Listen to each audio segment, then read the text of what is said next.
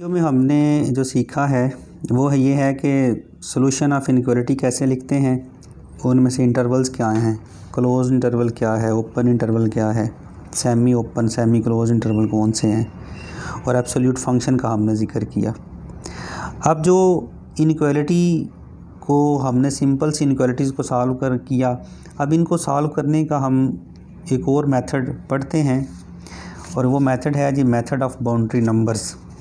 अब इसमें हम क्या करेंगे, जो भी हमारे पास इनइक्वालिटी हुआ करेगी उसकी सबसे पहले हम स्टेप 1 में उसको इक्वेशन में कन्वर्ट कर लिया करेंगे और वो जो इक्वेशन बनेगी उसे हम एसोसिएटेड इक्वेशन कहेंगे।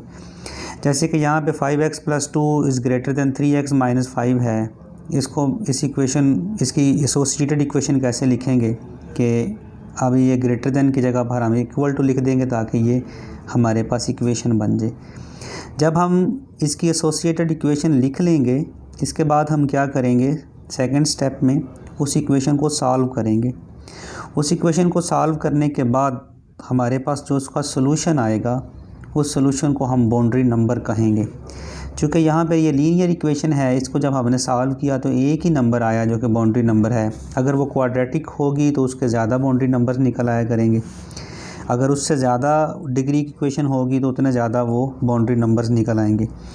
अब सेकंड स्टेप में हमने क्या किया जी, उस इक्वेशन को सॉल्व किया और बाउंड्री नंबर्स निकाल लिए। फॉर एग्जांपल वो बाउंड्री नंबर्स अगर A B C हैं। तीसरे स्टेप में क्या करेंगे, वो जो बाउंड्री नंबर्स निकलेंगे उन बाउंड्री नंबर्स को हम रियल लाइन पे लोकेट कर लेंगे। जैसे कि for example A B C, या फिर अगर आप A B C की फॉर्म में नहीं सही समझ रहे, मैं ये समझता हूँ फॉर एग्ज़ाम्पल कि आपके पास बाउंड्री नंबर्स निकले हैं 2 - 3 और 5 बाउंड्री नंबर लिखे हैं, तो आप क्या करेंगे, ये रियल लाइन ड्रा है। अगर ये ओरिजिन है 2 तकरीबन यहाँ पे आएगा, 5 यहाँ पे आएगा, तो आपने ये बाउंड्री नंबर्स रियल लाइन पर ड्रा कर लेने हैं। और ये -3 इधर आएगा तो -3 ये आपने ड्रा कर लिए।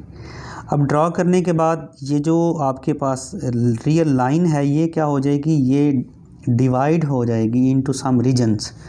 वो रीजन्स का नाम रख लेंगे आप तरतीब से, ये रीजन A है और यहाँ से अगले बाउंड्री नंबर तक रीजन B है, उससे अगले बाउंड्री नंबर तक रीजन C है और उससे अगले बाउंड्री नंबर तक रीजन D है।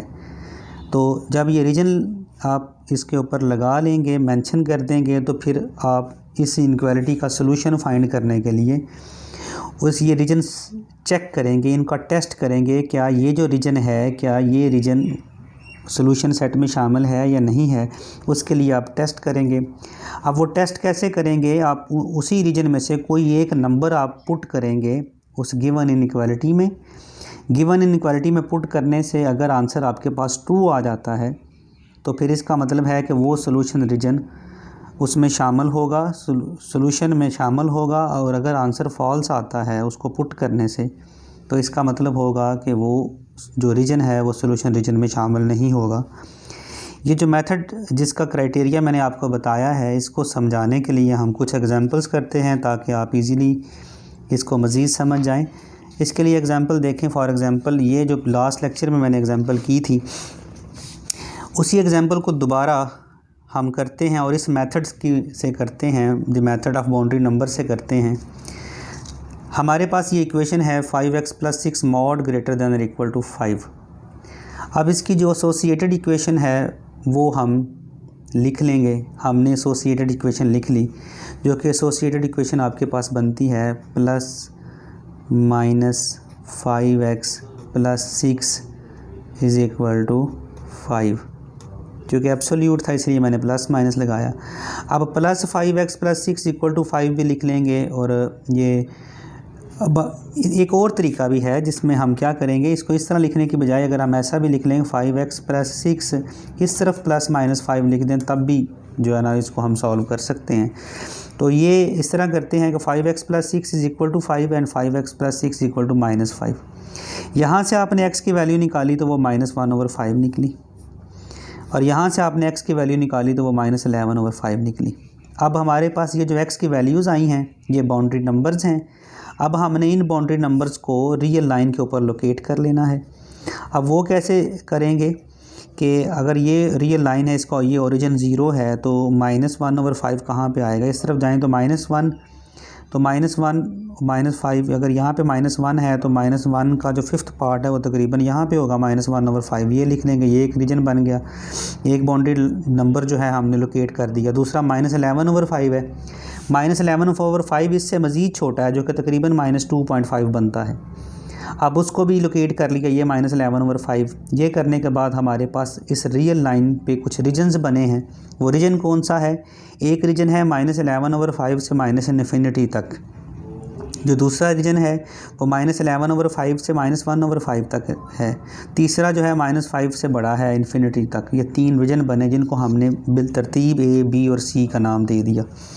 अब इन तीनों को चेक करेंगे, क्या ये तीनों रीजन जो हैं, क्या ये तीनों रीजन इसके सोल्यूशन सेट में शामिल हैं या नहीं है। उसके लिए हम इसको टेस्ट करेंगे। टेस्ट कैसे करेंगे कि हम फॉर एग्ज़ाम्पल ये जो रीजन A है इसको टेस्ट करते हैं। उसके लिए हम क्या करते हैं कि -11/5 और -∞ के दरमियान कोई भी एक नंबर आप उठाएं और उस इनइक्वालिटी में पुट कर दें। जैसे -11/5 तकरीबन -2.5 बनता है, तो -∞ के दरमियान -3 भी आता होगा। अब ये जो -3 है ये मैं क्या करूँगा, उस इनइक्वालिटी में पुट कर दूँगा जो 5x + 6 > 5 है। वो मैंने वहाँ पे पुट कर दी, x की जगह पे -3 लगा दिया। वो लगाने के बाद इसको सॉल्व किया तो मेरे पास ये जो आंसर -9 मॉड, जो कि एक्चुअली 9 के इक्वल होता है। मैंने पिछले लेक्चर में आपको एब्सोल्यूट की डेफिनेशन समझाई थी, उस डेफिनेशन के मुताबिक -9 मॉड एक्चुअली 9 के इक्वल होता है। अब 9 > 5 आ गया। ये तो बात ट्रू है कि 9 वाकई ही >5 होता है, इसका मतलब है ये ट्रू आ गया। अब हम बड़ी आसानी से ये कह सकते हैं कि -11/5 और -∞ वाला जो रीजन है वो सोल्यूशन सेट में शामिल है। अब हम दूसरा जो रीजन है उसको टेस्ट करते हैं। हम टेस्ट करते हैं सोल्यूशन रीजन B। उसके लिए हम क्या करेंगे, -11/5 और -1/5 के दरमियान कोई एक नंबर लेंगे और उसको उस इनइक्वालिटी में पुट कर देंगे। इन दोनों नंबर के दरमियान आपको पता है कि ये -1 भी हम है, वो -1 हम पुट कर लेते हैं गिवन इनइक्वालिटी में। वो -1 पुट करने से आपका जो आंसर है वो 1 आ जाता है। 1 > 5 तो नहीं होता, ये फॉल्स हो गया। इसका मतलब है कि ये जो रीजन है B रीजन है वो सोल्यूशन रीजन में शामिल नहीं है। इसी तरह हम थर्ड जो रीजन है इसको चेक करेंगे C को, तो वो क्या करेंगे, -1/5 और इन्फिनिटी के दरमियान में से कोई भी नंबर उठाते हैं, 0 ही उठा लें, वो 0 पुट कर दें उस गिवन इनइक्वालिटी में, तो 6 मॉड > 5 आ गया। तो 6 वाकई >5 होता है, ये ट्रू आ गया। तो इसका मतलब है कि ये B रीजन सोल्यूशन रीजन में शामिल है। अब इसके मुताबिक ये रीजन सोल्यूशन रीजन में शामिल हो गया और C वाला सोल्यूशन रीजन में शामिल हो गया, ये सोल्यूशन रीजन में शामिल नहीं है। अब हमने इसका सोल्यूशन लिखना है। सोल्यूशन लिखने के लिए हम लिखेंगे कि वो वाले real numbers x belongs to R such that, वो वाले रियल नंबर जो -1, 11/5 और -∞ के दरमियान आ रहे हैं, हमने वो लिख दी। -11/5 x < -11/5 और x > -1/5, यानी वो वाले सोल्यूशन। ये वाला -11/5 -∞, यानी -11/5 से छोटे जो नंबर्स हैं सारे वो हैं, और -1/5 और -1/5 से ग्रेटर जो नंबर हैं वो इसमें शामिल हैं। अब चूँकि यहाँ पर एक चीज़ बड़ी काबिल गौर है कि जब हमने यहाँ पर 5x + 6 मॉड > 5 लिखा हुआ है, अब =5 है, तो इसका मतलब है जो आपके जो बाउंड्री नंबर्स हैं ना वो भी सोल्यूशन सेट में शामिल होंगे। ये देखें -11/5 भी सोल्यूशन सेट में शामिल है। इस तरफ से हमने इसको क्लोज लिखा हुआ है, = लिखा हुआ है। -∞ या इन्फिनिटी जिस साइड पे भी होता है उसे ओपन इंटरवल की फॉर्म में लिखते हैं। ओपन इंटरवल को इस तरह भी लिख लेते हैं, ये स्क्वायर ब्रैकेट को ये उल्टे रुख में लिख के भी आप लिखे जा सकते हैं। और ये देखें, ये वाला रीजन लिखा मैंने पहले इंटरवल की फॉर्म में, रीजन A लिखा, B चूँकि शामिल नहीं है, C शामिल है, रीजन C लिखा, उसका सोल्यूशन लिखा और दरमियान में यूनियन लिख दी। ये इसका मतलब है कि उस इनइक्वालिटी का सोल्यूशन हो गया। एग्जांपल कंसिडर करते हैं। ये दूसरी एग्जांपल है जी, x² -2/1 -2x > 1। अब ये जो हमारे पास एक्सप्रेशन है ना, ये रैशनल फ्रैक्शन आई है, बटे में आई है। जब इस तरह की एक्सप्रेशन आ जाए तो आप क्या करते हैं, वो जो डिनोमिनेटर में गिवन होती है ना टर्म, ये 1 - 2x जो गिवन है, इसको = 0 रखें और यहाँ से x की वैल्यू निकालें। वो निकलेगी -2x = -1, 2x = 1 और x = 1/2। ये जो x इक्वल टू 1/2 होगा ना, जिसकी वजह से यहाँ पे 0 बन जाता है बटे में, वो जो x की वैल्यू होती है उसे फ्री बाउंड्री नंबर्स कहते हैं। फ्री बाउंड्री नंबर्स कहते हैं। अब ये जो फ्री बाउंड्री नंबर्स हैं, ये भी जब आपने इस इनइक्वालिटी को सॉल्व करना है तो वो भी रियल लाइन पर ड्रॉ करेंगे। ये इस इनइक्वालिटी को हम सॉल्व करते हैं। इस इनइक्वालिटी को सॉल्व कैसे करेंगे, इसकी पहले एसोसिएटेड इक्वेशन लिख ली, वो x² - 2/1 - 2x = 1 हो गया। अब इसको इधर मल्टीप्लाई किया तो ये 1 - 2x, इसको सॉल्व किया x² + 2x - 3 = 0। क्वाड्रेटिक इक्वेशन है, इसके फैक्टर बना लिए। फैक्टर बनाने के बाद हमारे पास जो दो नंबर्स आए -3 और 1, ये बाउंड्री नंबर्स आ गए। ये दोनों क्या है हमारे पास, बाउंड्री नंबर्स। अब ये दो बाउंड्री नंबर्स और एक फ्री बाउंड्री नंबर हम सॉल्यूशन उसमें रियल लाइन पर ड्रॉ कर देंगे। अब रियल लाइन पर ड्रॉ जब करेंगे तो ये देखें जो डिनोमिनेटर को वैनिश कर देता है, जिसकी वजह से डिनोमिनेटर 0 हो जाता है। अब 0 किसकी वजह से होता है, जब x की वैल्यू आप 1/2 पुट करें।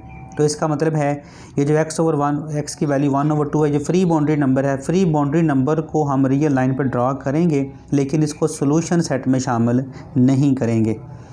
इसको फ्री, अब इसको हम सॉल्व करते हैं। हमारे पास जब हमने ये देखें इन बाउंड्री नंबर्स को जब हमने रियल लाइन पर ड्रॉ कर लिया, ये रियल लाइन है, तो इसमें -3 यहाँ पे आएगा 0 से लेफ़्ट साइड पे, 1/2 1 और 0 के दरमियान आएगा, 1 आपके पास ये है और इन्फिनिटी, ये प्लस इन्फिनिटी तक और ये माइनस इन्फिनिटी तक। हमारे पास कितनी रीजन्स बनी हैं, -3 से -इन्फिनिटी तक एक रीजन बनी जिसको हमने a का नाम दे दिया। 1/2 और -3 के दरमियान जो रीजन बना उसको हमने b का नाम दे दिया। -1/2 और 1 के दरमियान c और 1 और प्लस इन्फिनिटी तक जो रीजन बनी उसको d का नाम दे दिया। अब इन तमाम को उसी तरह ही चेक करेंगे। अब हमने a को चेक किया, x की जगह पर -3 से -इन्फिनिटी तक कोई नंबर पुट किया, यानी -4 पुट किया, तो पुट करने से हमारे पास 2 आंसर आया। इसका मतलब है कि जो सॉल्यूशन a है ये सॉल्यूशन रीजन में शामिल होगा। ये जो a होगा वो सॉल्यूशन रीजन में शामिल हो गया। अब हम b को टेस्ट करते हैं। जब हमने b को टेस्ट किया तो b को टेस्ट करने के लिए हमने -3 और 1/2 के दरमियान कोई नंबर लिया जो -1 ही ले लिया और उसको पुट किया तो फॉल्स आंसर आ गया, यानी तो इसका मतलब है कि ये सॉल्यूशन रीजन में नहीं शामिल होगा। फिर हमने 1/2 और 1 के दरमियान किसी नंबर को, यानी 3/4 को, 1/2 और 1 के दरमियान 3/4 आता है, उसको हमने पुट किया, उसको सॉल्व किया। उसको सॉल्व करने के बाद हमारे पास आंसर जो है वो ट्रू आ गया। अब ट्रू आया है आंसर, तो इसका मतलब है ये भी सॉल्यूशन रीजन में शामिल होगा। अब हम बात करते हैं डी रीजन की, 1/1 टू इन्फिनिटी तक, उसमें 1 से आगे कोई नंबर ले लें, 2 ले लें, उसमें पुट करें तो हमारे पास ये जो आंसर है वो फॉल्स बनेगा। इसका मतलब है कि ये जो रीजन होगा ये भी सॉल्यूशन रीजन में शामिल नहीं होगा। तो हमारे पास ये 2 रीजन शामिल हो गए सॉल्यूशन रीजन को। हमने उसको लिखना कैसे है कि x belongs to r such that x is less than -3 union x belongs to r such that x is greater than 1/2 and less than 1, यानी वो नंबर जो 1 से छोटे हैं और 1/2 से बड़े हैं। याद रखें 1/2 कभी भी आप ये जो फ्री बाउंड्री नंबर है उसको सॉल्यूशन में शामिल नहीं करेंगे। हमने सॉल्यूशन में शामिल किया 1/2 और 1 के दरमियान वाले नंबर सारे, तो वो हमने लिख दिया उसको इंटरवल की फॉर्म में, -infinity to -3 open interval union 1/2 to 1 open interval. ये आपके पास जो है उस गिवन इनइक्वालिटी का सॉल्यूशन आ गया। एक और एग्जांपल कंसिडर करते हैं इनइक्वालिटी की, x² - 5x + 6 लेस दैन 0। इसकी एसोसिएटेड इक्वेशन लिखी। इक्वेशन लिखने के बाद इसको सॉल्व किया, इसके फैक्टर बनाए, आपकी 2 वैल्यूज़ निकली, x = 2 एंड x = 3, जिनको हम बाउंड्री नंबर्स कहते हैं। इन बाउंड्री नंबर्स को आपने सॉल्यूशन सेट पे ड्रॉ कर लिया, रियल लाइन पे ड्रॉ कर लिया। अब रियल लाइन पे जब ड्रॉ किया तो इनको चेक कर लेते हैं। उसी तरह test for region a x = 0 put किया इस a रीजन में, तो आपके पास आंसर फॉल्स आया। इसका मतलब है कि ये सॉल्यूशन सेट में शामिल नहीं है। अब 2 से 3 तक कोई नंबर 5/2 ले लें जो कि 2.5 बनता है, वो पुट किया, उससे जो आंसर है वो ट्रू आ गया। इसका मतलब है कि ये सॉल्यूशन रीजन में शामिल है। अब c को चेक किया, c को चेक करने के लिए 3 से प्लस इन्फिनिटी तक कोई नंबर ले लें, वो आप 4 ले लें, 4 को जब पुट किया तो आंसर आपके पास फॉल्स आ गया। इसका मतलब है कि a की सॉल्यूशन रीजन में रीजन शामिल होगी जो रीजन b होगी, और वो कौन सी रीजन है जहाँ पे रियल नंबर्स 2 और 3 के दरमियान हैं। अब उसके लिए हमने लिख लिया कि वो तमाम नंबर्स जो 2 और 3 के दरमियान है। अगर यहाँ पर इनइक्वालिटी में गिवन में इक्वल्ड होता है तो यहाँ पे जब सोल्यूशन लिखते हैं वहाँ पे भी इक्वलिटी लिख देते हैं साथ, और जो इंटरवल है वो क्लोज इंटरवल लिख देते हैं। लेकिन वहाँ पे जो कि लेस देन की बात हो रही है यहाँ पर ओपन इंटरवल लिखेंगे। वो नंबर जो 2 और 3 के दरमियान शामिल हैं ये इसका सोल्यूशन होगा। एक और एग्जांपल कंसिडर करते हैं। X square minus 2x plus 2 greater than 0। इसकी एसोसिएटेड इक्वेशन लिखी है x square minus 2x plus 2 is equal to 0। जब हमने इसको सॉल्व किया एक्स की वैल्यू निकालने के लिए तो हमने क्वाड्रेटिक फार्मूला लगा दिया कि minus B plus minus B square minus 4ac over 2a। यहाँ पर वो वैल्यूज़ पुट की तो इसको सॉल्व किया, अंडर रूट माइनस 4 2 आयोटा के इक्वल होता है 2 प्लस माइनस 2 आयोटा ओवर 2। जब 2 को कॉमन लिया यहाँ से तो ये 1 प्लस माइनस 1 आयोटा रह गया। 2 से कैंसिल होने के बाद ये नंबर निकल आया। अब चूँकि ये तो कम्प्लेक्स नंबर है, इसको रियल लाइन पे हम ड्रॉ कर ही नहीं सकते। Which are complex numbers and can not be represented on real line, thus there are no. यहाँ पे बाउंड्री नंबर कोई भी नहीं निकला। अब बाउंड्री नंबर नहीं निकला तो इसका मतलब है एक ही रीजन बनी जो कि सारी रियल लाइन रीजन बन गई। सारी रियल लाइन ये रीजन बन गई। अब इस रियल लाइन में कोई रियल नंबर उठा के उसे गिवन इनक्वालिटी में पुट कर दें। हमने फॉर एग्जांपल 0 ही उठा के इसमें पुट कर दिया। जब 0 को पुट किया तो आपके पास आंसर आया 2। 0 को पुट किया तो आपके पास 2 आंसर आया। यहाँ पे 0 हम लगाएंगे या 1 लगा लें, 0 लगा लें, जो मर्ज़ी वैल्यू लगा लें तो आंसर जो है ना वो ट्रू आएगा। इसका मतलब है कि इसका जो सोल्यूशन सेट होगा ना वो सारा सेट ऑफ रियल नंबर होगा। इसका सोल्यूशन सेट सारा सेट ऑफ रियल नंबर होगा। अच्छा, एक और एग्जांपल हम कंसिडर करते हैं इनइक्वालिटी के लिए। द कॉस्ट फंक्शन, कोई किसी भी प्रोडक्ट को के लिए हम एक क्वेश्चन देख रहे हैं जिसमें कि एक कॉस्ट फंक्शन है, the cost function C of x and the revenue function R of x for producing x unit of certain product are given by. किसी चीज़ को बनाने के लिए उसमें जितनी कॉस्ट आती है और उससे जितना रेवेन्यू जनरेट होता है उसके लिए ये फंक्शन गिवन है। C of X actually representing the cost function and R of X is representing the revenue function. तो क्वेश्चन ये है कि एक्स की वो कौन सी वैल्यूज़ हैं जिससे प्रॉफिट होगा और एक्स की वो कौन से वैल्यू हैं जिससे लॉस होगा। तो इसके पहले पार्ट को सॉल्व करते हैं। किसी भी चीज़ में प्रॉफिट उस वक्त होता है जब उसका रेवेन्यू उसकी कॉस्ट से ज़्यादा आता है, बड़ा आता है, तो फिर इसमें प्रॉफिट होता है। हम आर ऑफ एक्स को greater than C of x रख लेते हैं और दोनों फंक्शंस की वैल्यू यहाँ पे लगा देते हैं। अब इसको सॉल्व कर लेते हैं और इसकी एसोसिएटेड इक्वेशन लिख देते हैं। इसकी एसोसिएटेड इक्वेशन आएगी x square minus 45x plus 350 is equal to 0। इसको फैक्टर करके इसको सॉल्व कर लिया। एक्स की दो वैल्यूज़ आ गई 10 और 35।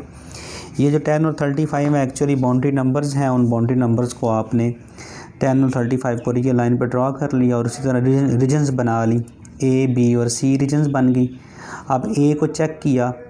अब ए को चेक करने के लिए आप क्या करेंगे, इसमें इनके दरमियान कोई नंबर 10 और माइनस इन्फिनिटी के दरमियान कोई नंबर 9 ले लें।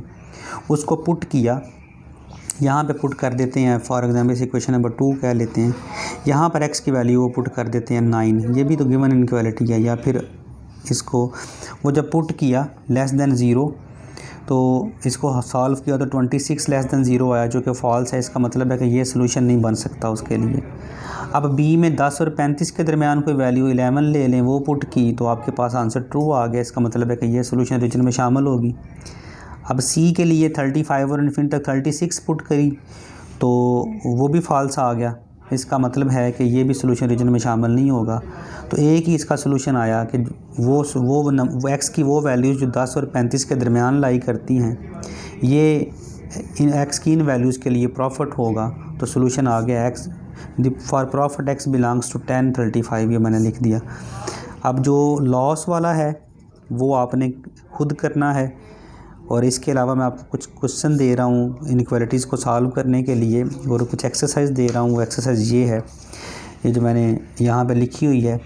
ये जो मैंने लेक्चर अभी आपको डिलीवर किया है जिसमें ये 2 वीडियोज़ पर मुश्तमिल है। एक पहली वीडियो है, एक दूसरी वीडियो है। इन दोनों की PDF फॉर्म और इसका जो मुतलका जितना मटेरियल है मैं आपको ये भी प्रोवाइड कर दूँगा। इसको आप ध्यान से समझें। किसी चीज़ की अगर समझ नहीं आती तो आप मेरे साथ रब्ता कर सकते हैं। बहुत शुक्रिया।